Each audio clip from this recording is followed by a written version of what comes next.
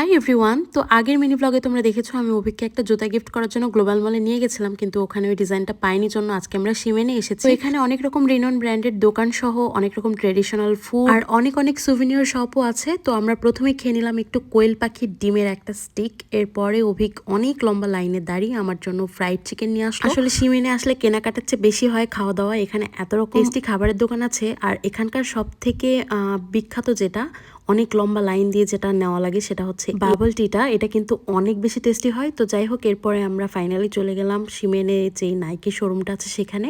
আর সেখানে অভিকে সেই ডিজাইনটা পেয়ে গেছে, কিন্তু এখানেও সে একই ব্যাপার, ওর সাইজের ছিল না। তারপরে ওনারা আমাদেরকে বললো 15 মিনিট ওয়েট করতে, তাহলে ওরা এনে দিতে পারবে। তো আমরা বসেই ছিলাম, তারপরে ওরা এনে দিল আর অভিকে একটু ট্রায়াল দিয়ে দেখলো। আমার যা পছন্দ অভিক সবসময় চেষ্টা করে সেগুলো আমাকে গিফট করতে। তো এবার আমি ওর পছন্দ মতো এক জুতো গিফট করলাম। তো ওর মুখেই শোনো ওর কেমন লেগেছে। Okay, you happy? Very, very happy.